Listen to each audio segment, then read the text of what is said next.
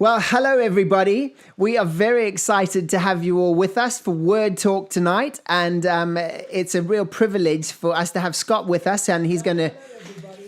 So what we're going to do is, just for those of you who are actually, listening in and maybe join us for the first time, we've done this a few times as a church, but this is the first time we're kind of going public. What we want to do is just tell you what this is about. This is just about us spending some time in the Word together. This is not kind of just you guys sitting there listening to a whole bunch of teaching, but we really want this to be interactive and for you guys to be part of it. And I know we've got a whole bunch of you watching already, which we're excited about. But we are so thrilled to have Scott with us. Scott, it is brilliant to have you here. Thanks, Bruce. Yeah, it's really great to see you. I've been really missing the UK, actually. Been missing the church there. I think this is the longest stretch I've gone of not being there. Sorry, I'm a little off center here. My computer just is funny. Just fixing it. Yeah, I think this is the longest stretch I've gone since the church has been planted. Wow. Where I haven't been to the church, I'm pretty sure. So I'm definitely missing everybody. I wish I could be over there. Well, we're missing all of you guys. And I mean, obviously thinking piles of Kenosha at the moment, just with everything that's been going on. Do you want to give us kind of a quick update on what's happening there? Yeah, sure. Yeah, I mean, it's been a crazy time. Obviously, it's been a crazy year in general with all the COVID stuff and all of that going on. Being an election year in America is always very volatile.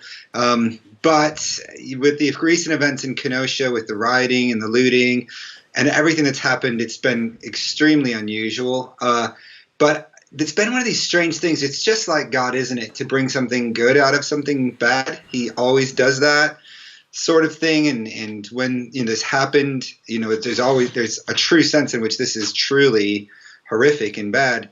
But there's a unity that's happening in the churches that's never happened before here in Kenosha. We're starting to work together in ways that we've talked about but haven't really done. We're seeing salvations, loads of prayer. There's a really strong sense that God's going to pour out His Spirit in ways, again, that we've heard about. We actually have a prophecy in the church from, was it from 5-6 years ago or more, that 2020 was going to be a year in which God poured out His Spirit. It was going to be an unusual year. Wow. And in Kenosha, that year is going to. And so it is. We forgot about it until all this happened. Yeah. And then we remembered it. And so, to be honest with you, it's one of the most exciting times to live in Kenosha of all the years I've been here. I'm the most excited about being here now that we've been. We have our biggest school of worship class ever as well this year. That's amazing. Pretty packed out. Lots of guys on it, which is unusual. So it's just exciting. In fact, this Wednesday, we have an outreach at the park or right in front of City Hall. I'm not up on these things, but there's a guy named Sean Foyt, which people may know. I think he's connected to. I didn't quite know how to say his name. Chris Sampson was helping me pronounce it this morning. Yeah. I don't know about this stuff, but anyway, he's a big deal, I guess. And anyway, he's coming, and we're hoping for a huge turnout for Wednesday, and then the gospel's gonna be preached, and hoping to see a lot of salvations. So. Wow. Things are good. Things are peaceful now. Let me just say that too. Everything's great. A lot of peace with people from out of town, to be honest. One thing that's been really interesting, I don't want to get too far off subject, but one thing that's been interesting is the difference between what really happens and what the news says. Having actually something like this now is shockingly different. But in any case, everything is peaceful as far as that stuff goes, and we're just trying to make change and move forward. Great. Oh, good, man. Well, we're thinking of you and praying for you, but it is just so good to, thanks so much for shifting everything around to be here. And as I say, for those of you who are wondering where Ben is tonight, Ben is actually here. There he is. Yeah. So, Ben and I are still rocking it, but I'm the only one in shot at the moment. So sorry about that, Ben.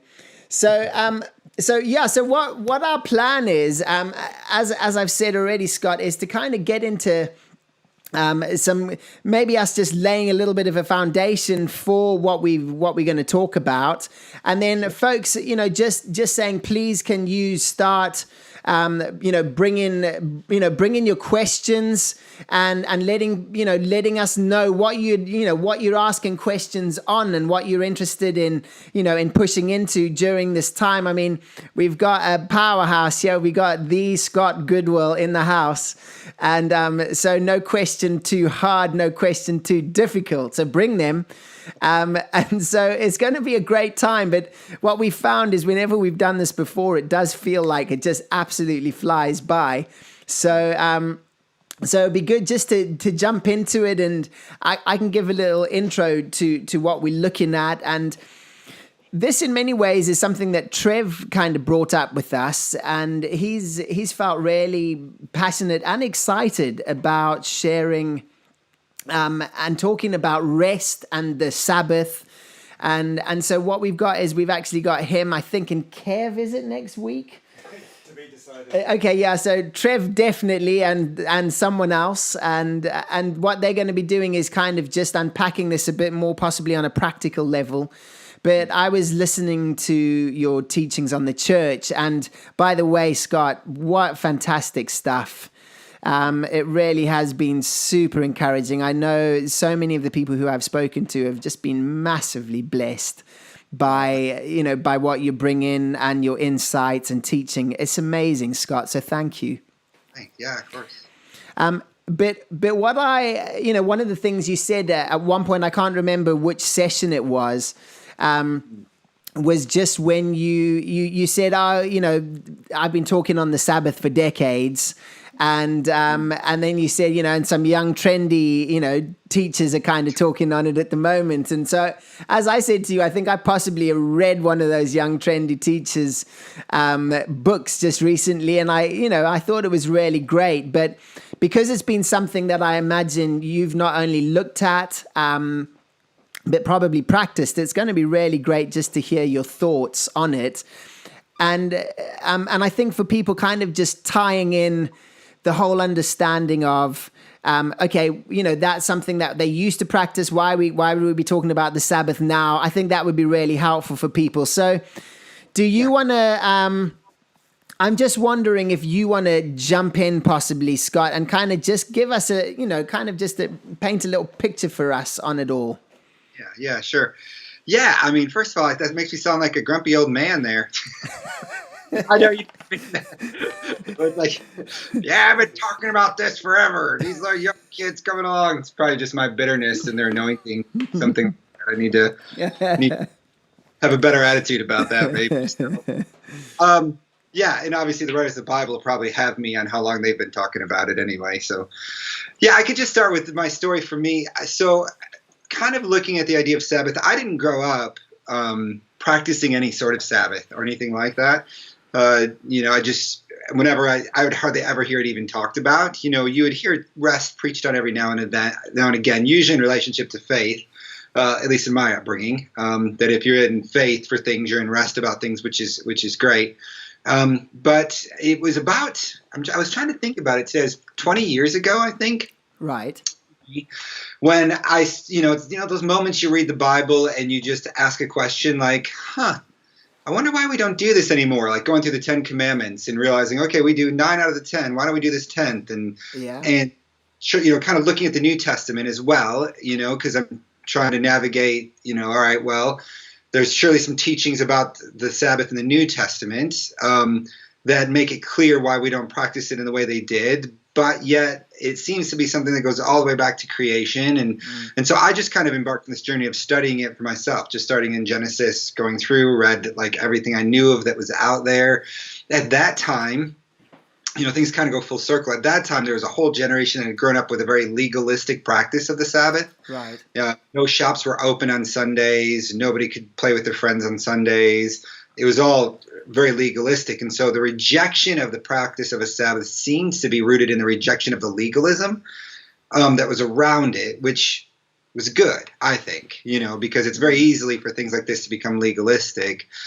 but a little bit of maybe throwing the baby out with the bathwater, in which it's like, okay, we're rejecting a legalistic practice, but we're forgetting the principle of rest that goes back all the way into Genesis. That's the way God created. It's going to start with a day of rest. And so for me, it was, coming to kind of a realization of some of that. And interestingly enough, the very first leaders meeting we had, like where we had Kenosha and Cadillac combined, we started working together as churches. I spoke on Sabbath. I was pulling those notes out the other day, like all these years ago. That was the first subject I talked about. So it was something that since then has been, I wouldn't say a passion of mine. I wouldn't go that far, but it's something that's certainly been a practice of mine, where we do practice a day's rest in 7, a version of it, I should say, in order to learn how to live in rest. And so, you have to interrupt me here, Bruce, because I can go on forever. But but just a couple things I'll just say about it foundationally, just to start, is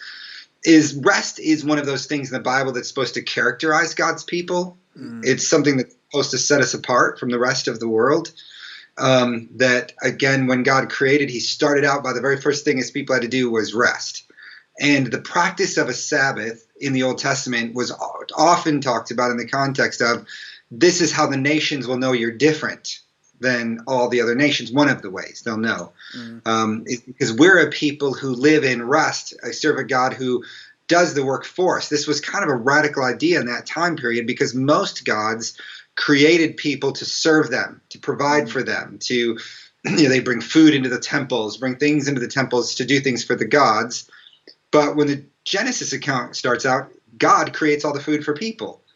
And God kind of serves the people. And then the very first day of their existence, he doesn't say, work for me. He says, rest for me, because I'm resting. As if I want all of your work that you do in my name to come from rest.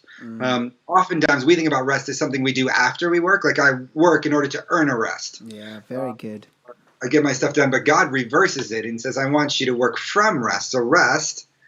And the thing about it is, when you work from rest, it exposes so many of the attitudes in our hearts that need to be exposed that aren't right. Whether I'm working for pride or for achievement or to earn God's approval or to earn people's approval or to feel better about myself, all those things come up right away because I haven't done anything yet. Like I do those things to feel good about myself, and now I can rest.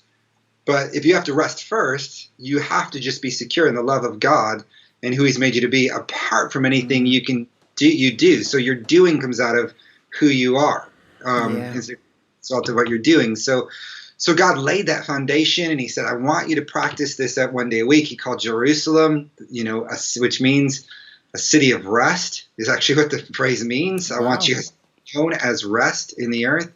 And we live in a day and age where people just are not at rest. They're harried, they're stressed out, they're anxious. Anxiety disorders are at an all-time high. And so I do think it's something that is a huge witness to the world, that if they can find a people who are at rest in their worship with God, then I think it sets them apart as unique in the earth. And so, so I just started studying it based on all of those kind of things that were coming to me at the time. Yeah. Started working out what the Bible says about it. Wow. I think already, so many of the things that you're kind of saying are pretty challenging in terms of our day and age, where actually we pride ourselves in being busy all of the time, isn't it? And, and I think before lockdown, we always were kind of saying, it's funny how you kind of talk to people and it's like, oh, just so busy, can't get together and that. But this is quite a different mentality and an approach to all of living, isn't it, really? And so, I'm imagining for all of you guys kind of listening, I see we're getting some questions. Ben, just let us know if there's anything that you think is going to be good for us to pull in on. But, so Scott, you've kind of given us that overview there. I can see, one of the things Sam is asking is, any practical things we can do to have a Sabbath rest, sure. which I think is a really good thing. But obviously, it'd be really interesting just to hear. Obviously, this has been 20 years for you. What did you do to kind of implement what you felt God was saying in your own life and in the life of your family? Yeah, I can talk about that for sure. So the first thing that I felt we needed to navigate is this. It's kind of like tithing, if I can use that example. Like generosity and giving has to go through certain not filters, but certain further revelations of God from the beginning to the end before we learn how to practice it rightly. Because there are moments in which God lays down principles. Those principles then get encoded in the Old Testament in law. The law ends up being fulfilled in Jesus, right? And so we don't keep the legalistic aspect of it. And yet the principle of it continues in that those who are led by the Holy Spirit fulfill the law, the Bible says, Yeah. And so whatever that issue is, whether it's, okay, we shouldn't lie, and then lying has these certain legalistic penalties in the Old Testament, but Jesus paid the price for those sins for us, and so no longer are people penalized in the same way. But we certainly learn to tell the truth because the principle is more important. And like I said, I think tithing is really similar to rest in that you have this tithing principle that goes back before the law to Abraham. It comes through the law, but then in the New Testament, it's not emphasized as a legalistic practice, but overwhelming generosity is, which is, you learn generosity through tithing. So in a similar sort of way, hopefully this makes sense. There's this practice of rest that goes back to creation. Mm-hmm. This practice is codified in the law, and the law has all these rules around it, right? These rules are supposed to teach the children of Israel two things. One, they're sinners, they can't keep it. They need Jesus. Yeah, and two, hopefully these practices kind of enforce our sinful infringement on the principle, the way we want to manipulate the principle. And then it comes to the New Testament, and Jesus makes it clear that the practice of Sabbath had gotten twisted, right? So it had become legalistic. His disciples picked some kernels of wheat, wasn't it? Wheat, I think it was. Yeah, and as I'm walking through the field, wasn't it? For it, and he makes that statement that Sabbath was made for man, not man for the Sabbath. Paul makes these very clear statements that no man judge you as to a Sabbath, that we aren't to judge one another according to a Sabbath. Hebrews kind of picks up the Sabbath theme as a whole life of rest that we have in God. So I'm saying all that to say that the first thing we're to navigate and trying to figure out how to practice is, how do we practice this without being legalistic? Okay. Good. If there's a real practice here that goes all the way back to creation, and yet Paul clearly says we're not to judge each other by our practice of a Sabbath. And so if one person is or is not practicing it that way, it's not necessarily right and wrong. Does that make sense what I'm saying? Like we find it's gracious. We've got to keep the principle without being legalistic about it. Yeah.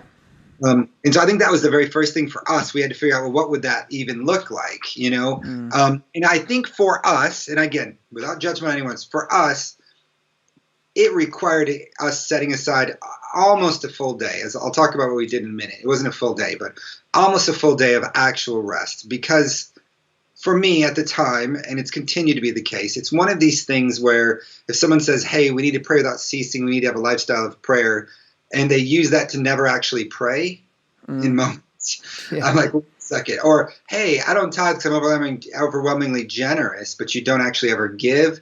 I know for me, I've learned how to live a life of prayer by giving times to prayer. And then those times teaching me how to live the rest of my life. I've learned tithing taught me how to be generous, even when I practiced it, not legalistically, but very strictly, if I can say it that way. Yeah. So for me, it actually I didn't realize how much I wasn't living a life of rest until I started taking a day to rest and let all the things that come up in me that come up. My guilt. It's funny the amount of guilt you feel about it because of what you said, because whenever you ask anybody how you're doing, you just can't say restful.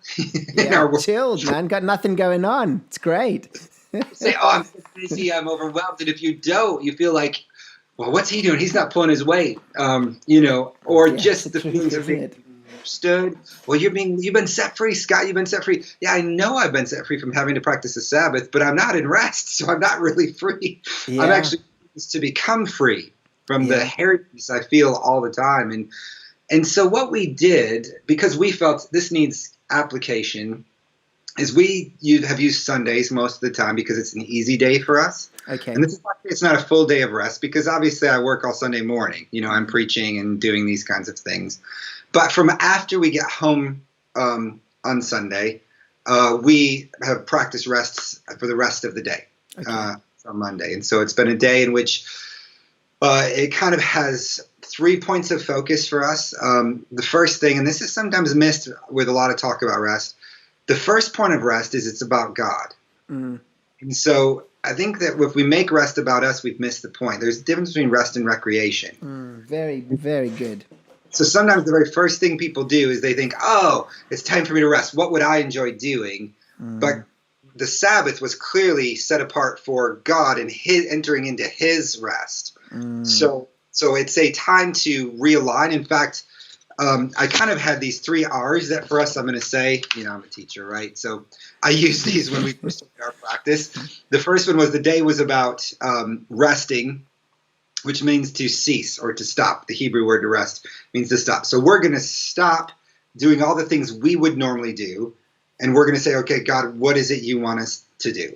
I mean, that's, of course, the way we learn to live every other day, right? Yeah. But oftentimes, you just press ahead with my list. So it would be a time of stopping and waiting on God, spending time in his presence, as a family, reorienting ourselves to what God wants for us, having all the kids, everyone's off screens, everyone's off all other connections. We're just together once our kids were born. Before it was just Ron and I, stopping all whatever is considered our normal work. Does that make sense? Yeah. Then the second part was refresh, which again is a word used in the Old Testament, which has to do with a cool breath or blowing is what the word means. It means to strengthen. We would also try to engage in those things that would strengthen us for the week ahead. So some of that's relaxing for sure. Yeah. Just making it easy. Sometimes it could be a nap, like an Elijah when he's depressed and he's running away and God comes and says, sleep. Yeah. Because you need to be able to handle the future. So sometimes might be that, might be reading the Bible. I mean, often reading the Bible, reading something word. Sometimes just talk, asking each other questions, my wife and I, but just engaging in things that would be refreshing in certain ways. That would be, kind of re-energizing to us. And the final one was the word renew, which again was an Old Testament word, which actually means to set a bone, to put things back in place. Okay. So it was also a day set for realigning our priorities. Like, okay, we're going to set things back in the right order. Where have I been slipping? Where am I slipping into pride? Where am I slipping into this or into that? Where, God, do I need to be realigned and reset? And where am I giving my life to busyness instead of the things you want me to do? And where am I failing to follow through on the things that you've called me to do? Which could be a million things, obviously. Where as a family are we missing it? And try to realign ourselves so that you come out of the day with all of that, having rested and ceased from your work and trusting God to do work for you and through you, having felt refreshed, which includes some relaxing, but having felt reset, then week comes out of all of that. And so that's what we did. We do it on Sundays. We still do, usually on Sundays. In fact, right now would technically be it, usually. But as I said, we've never been legalistic about it. Okay. So it doesn't mean because the people of God are a priority in it, I would do this on a day like this, even though it's not, because it's not a day off, if that makes sense. Yeah. It's a day to learn how to rest in God. Yeah. Okay, that's really helpful. So folks, obviously there's some hugely practical stuff here already, and I think Sam, thanks for that question. And just want to say, right now, start getting some of your thoughts into us in terms of questions and things. I know this is not kind of a normal conversation. We've kind of found when you're kind of talking about theology or some kind of doctrine and practice, it's funny how, it can really kind of spur on conversation.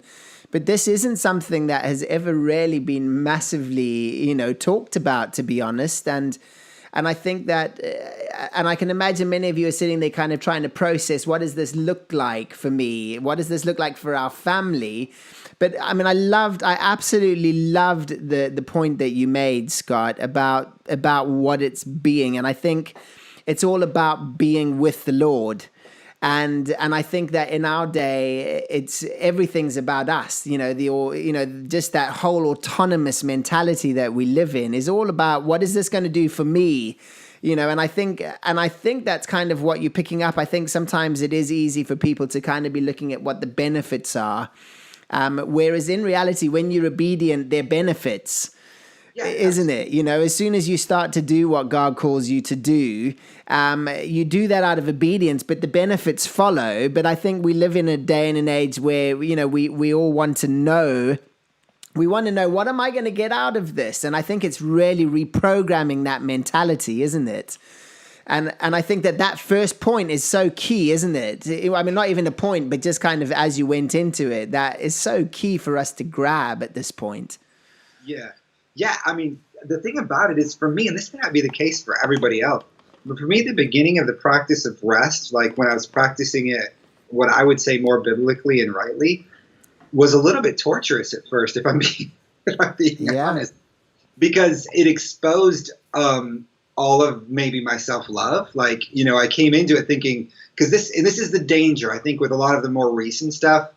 And I don't know, I'm sure a lot of people are saying great stuff about Sabbath, but some of the ways I've heard it talked about recently, it does feel more selfish, like, hey, everyone needs a day off, and so I just like to watch movies and chill. And I'm like, oh, well, that's not really what the biblical, I don't have a problem with you taking a day off and watching movies. That's great. You don't want to, no judgment, but that's not really the Sabbath. That's not what the Bible is talking about. And like I said, for me, it was a little bit torturous because it brought up all the things in me that are keeping me from living at rest, because that's the goal. The goal isn't a day a week you practice it. The goal is the practice to teach me how to live it every other day. And so for me, it brought up maybe my desire to just, I don't want to practice Sabbath. I want to check out. I just want to veg out in front of have a day off, vacation in front of the Netflix and binge watch. Yeah.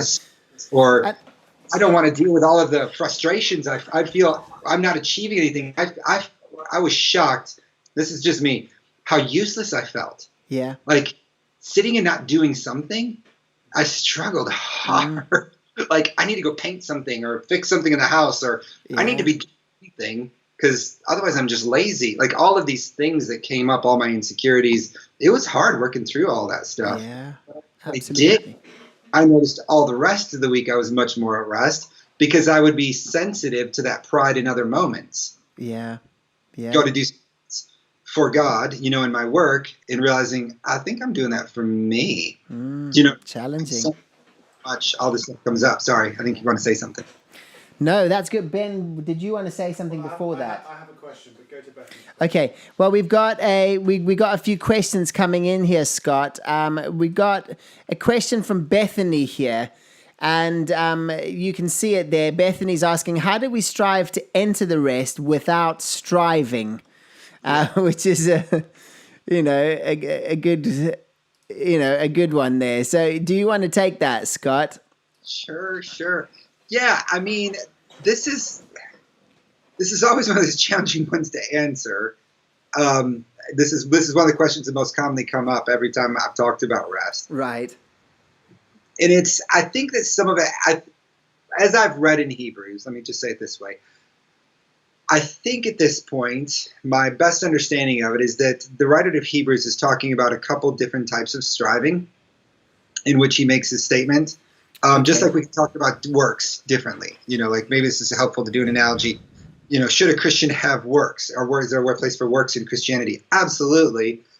We should work because of the faith we have, but we don't work in order to have the approval of before God, but we work because we have his approval, that kind of tension. Yeah. The same thing happens with striving. There's a striving that comes when we're trying to prove, when we don't have rest, in which we're trying to gain something we don't have, and it's a striving of earning. It's the difference. Let me say it this way. It's the difference between earning and effort. Effort, the Bible is not against effort. The Bible is against trying to earn before God. So when he says return to the rest, he's saying put in effort to live a life of rest. And it's going to take effort. It's going to take, like I said, dealing with our attitudes. It may take a principle and practice of doing something once a week, like I've done, to confront those attitudes and those emotions in our life. It's going to take faith in learning to have faith when anxiety starts to come and I'm getting anxious. Nope, I need to put in effort to have faith in the situation and stay in rest. That's good. So it's the striving of effort. So put in effort to enter into rest so that you don't try to earn the rest that God gives. Yeah. Does that make sense? That's So very good. I mean, I think that's exactly it, really. And I think, interestingly enough, I mean, it does feel like there's something of the Lord kind of in all of this, because Ben had actually told me about a fellow, and I'd read one of his books to kind of, see what he was saying. I'm not much of a listener. I tend to, if I'm going to do anything, I'd like to get a book and kind of get into a book. And I read it, and he was kind of dealing with work and rest in this book. And I found myself being so deeply challenged by what it meant to actually stop and give God time, and it was really funny, like Hannah and I, so we decided, okay, we're going to just try a practice of the Sabbath. We're going to set a day aside and actually just go, just do it. And the first thing we were like was, Hannah was like, oh, well, what we could do is we could all sit down and watch a movie. And I was like, well, we're not really going to watch it. We're not going to, we're going to try go without screens. But, and I'd had the same conversation with the kids that morning, like we were like, oh, well, we could. And it's amazing how we entertain ourselves. I mentioned this on one of our discuss the word, the word talk a while back, and kind of it was like, actually when you do start to think of the concept of biblical rest as you've been describing, it's very different to the concept of rest that we have in the eyes of the world, isn't it? Totally, yeah. It's like like I was mentioning earlier, I completely agree. It's like the leisure versus rest. And the funny thing about that kind of thing, and not being negative on any of that, but you don't actually feel refreshed. Yeah. No. When you those things. Like if I watch a movie, I might feel entertained, but I don't end up walking away feeling reinvigorated. Yeah. Same. To me, it's like the difference between, this is just personal, like some vacations, we would go on vacation and like do loads of stuff, go to Disney World. Yeah. And I go back from a trip from Disney World, I come home exhausted. That wasn't vacation. I need vacation for my vacation. But then we might go to the ocean and just be in what God's creation. Yeah. And His presence. And after a few days of that, I'm feeling like, okay, I'm ready to re-engage in life. Good. Because God, I'm engaging with His creation. And that's like closer to Sabbath, because we're addicted to numbing ourselves. So entertainment, I don't feel the anxiety. I don't feel the hurriedness. I don't feel all of that stuff when I'm watching this movie. And one of the problems with rest is when I start to rest, I might feel all that stuff more intensely because it's up under the surface. But true rest of life is on the other side of all that stuff. Yeah. Finding your way through it all. That's great. Busyness, just setting that day aside to figure out what my priorities are this week in God helps me to know what to say yes and no to all week long as things come up. But as long as I'm caught in the need to earn people's approval, I'm going to say yes to everything. Yeah. And I'm carried and busy and all these things. And even if I don't say yes, I'm going to feel guilty because I need to earn this stuff. That's why, again, like on rest for me, it teaches me to rest in God's love for me and not feel I need to earn anyone's approval. Yeah. Which then frees me to serve everybody as well. You know, that's the side of it, is when you are at rest, I'm not preoccupied with myself. And so I'm actually quite free to give. I have something to give. Yeah. When I'm not living there, someone comes and may ask, hey, can we get together? And it feels like I don't have anything to give you. I'm completely drained.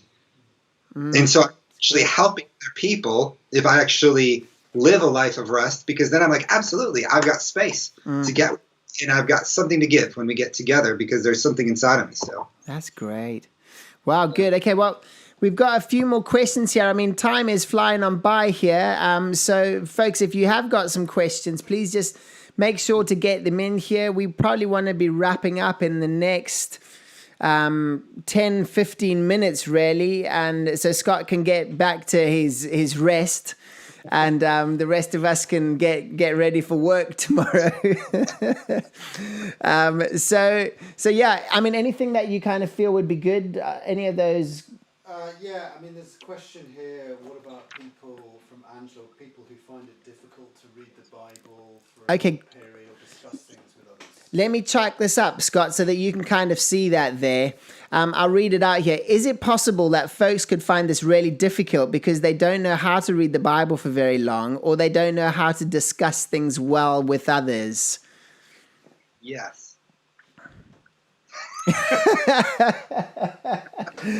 Good. Yeah, I mean, definitely they could, but that's okay.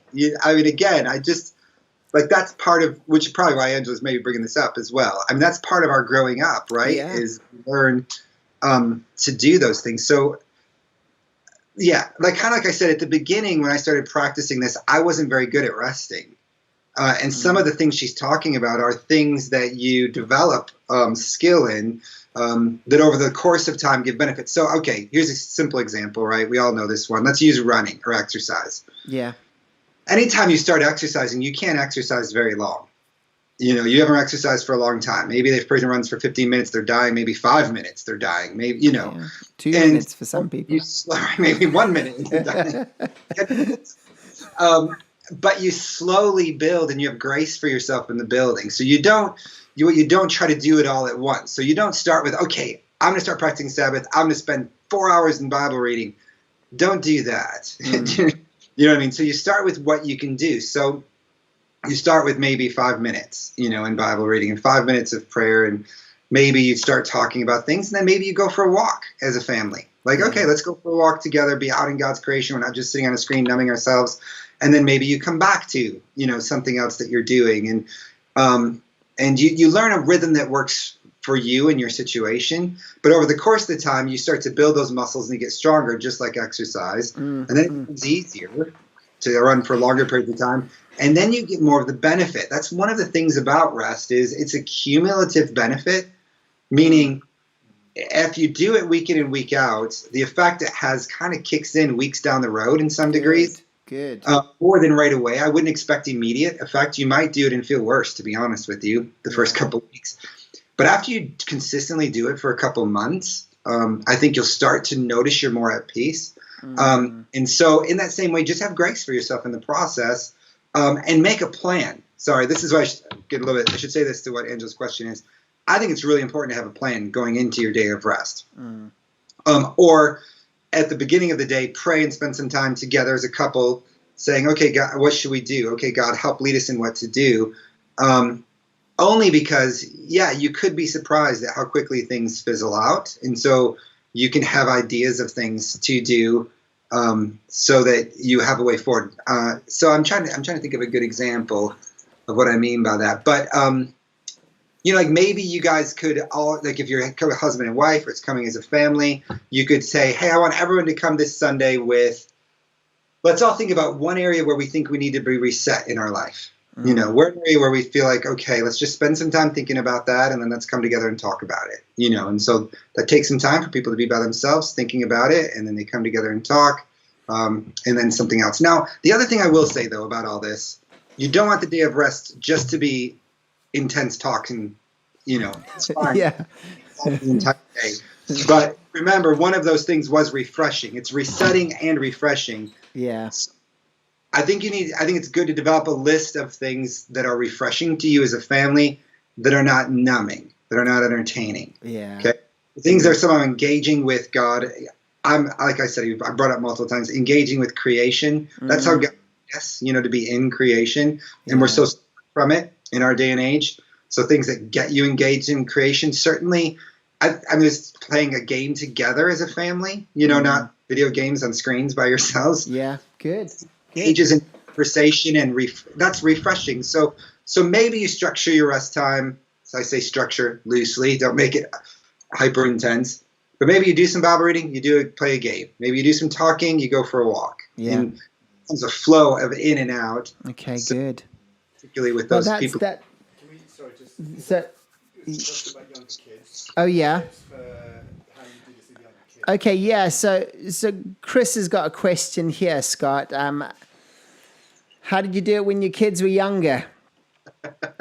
Yeah, great. That's a great question. So we started it when our kids were younger, actually. So that was the early stages of our doing it. So we did a lot of things that engaged with our kids during that time. Again, with the busyness of life, I think it's really easy to not engage with kids, to just do what has to be done. Get them fed, get them dressed, get them to bed, read them the story, do this whole thing. And there wasn't kind of leisure things to bring things out of kids and, little things happen. So when they were little, that meant definitely Bible stories, things like that. I would do some Bible activities with them. I'd come up with, again, some people may find this harder or easier. There are tons of resources out there, but just little games you could do that teach people about God. Right. Loads of playtime with little kids. If I'm being honest, loads of, engagement, like, okay, let's build blocks together. Let's go for walks together. Let's do this together. But again, something that gets it more relationally engaging with the kids. Not let's sit in front of a screen together, but something that engages them. And then while we would do things, just ask them questions at their level about things. And then the honest answer is it's a little more physical work for parents. A day of rest looks a lot more like physical work when it comes to kids during that time. It's the honest truth. We're not legalistic about it. But one thing we were committed to is a day of rest can't mean kids leave me alone, daddy needs his rest. Yeah. That's kind of like the very selfishness I'm trying to learn not to live in. Yeah. So we did lots of walks. Yeah. To be honest with you, lots of doing things in nature, lots of games together, Bible stories, Bible activities. Then they would go to bed. Our kids, when they were young, went to bed pretty early, and so then that's the time that was more for Ron and I. Or when they were younger, they took naps, so nap time was also a time. But there's that time when they're past naps, but they're still really busy. So. Yeah, that's good. Well, I have not had too much experience in terms of this, but in the couple of times that we've actually really set days aside and trying to get into a habit of it, I definitely found for myself, and obviously our kids aren't super little, so it's not quite the same. But I've found sometimes, when you've got stuff going on, and this is possibly me anyways, but you've got so much going on in your head, it's quite hard sometimes to totally devote yourself to being with your kids, because the whole time you're thinking, I need to just reply to that email, I need to get that sorted out, I need to do this. But all of a sudden, having a day when you're like, okay, I'm not doing any of that. I'm focusing on the Lord, and I'm actually focusing on family. I'm focusing on the good that God has given me rather than the good that is coming to me. Kind of being content with where I am rather than striving for something I don't have. Yeah. And all of a sudden, it's just, even within that, having that pressure taken away from having to do stuff, all of a sudden, I found my time with my kids to be actually much more, in just, you're not feeling this whole pressure of, I've got stuff that I need to do. Because you actually, what I'm doing right now is just rejoicing in the gifts that God has given me. And these children are my gift. And I can kind of just give my time to being with them. And that's definitely been something pretty, massive for me, really. Totally. Yeah, I completely agree, Bruce. And that's how it was and continues to be, Yeah. Well, it was a different type of time, and your kids experience your time differently on those days, because they know okay, can you play? Yeah, I got a half hour, and then we got to get going, type of thing, versus like, absolutely, let's go. Let's just do this, for as long as we do it. And it gets tougher on the other end, because then when your kids get a little older, they don't want to be home. Yeah, they want to be with their friends or whatever. Yeah, exactly. That was the other side where our kids are like, can't we just go? And I'm like, no, you're resting. You're staying. Well, good. Well, look, time is ticking on by here, but let's go. I just wonder, I think Scott covered this at the beginning, the difference between a Sabbath day and entering the Sabbath rest. Okay, this is a question from Paula here. And this is what Paul is asking here, Scott. What is the difference between a Sabbath day and entering the Sabbath rest talked about in Hebrews? Yeah. So my understanding of the Sabbath rest talked about in the Hebrews is actually the fullness of salvation after we die. So the writer in Hebrews, salvation is always future tense, almost exclusively future tense. unlike the rest of the Bible, in which it's either past or present, and sometimes future.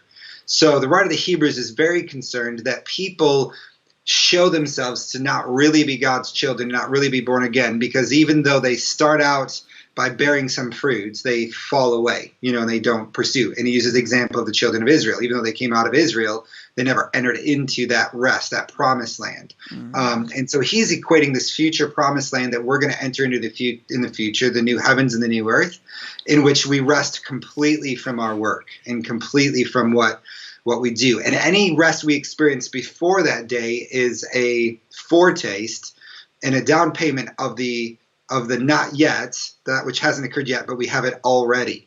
So already we're forgiven of sins. Already we've passed from death to life. Already we're at rest with God, but we haven't fully entered into that rest like we will when we die and enter the new heavens and new earth, in which we get to completely be at rest from the work of a sinful world. So a Sabbath day of rest, or a practice of rest, is to teach us how to live in now what we're going to live in fully then.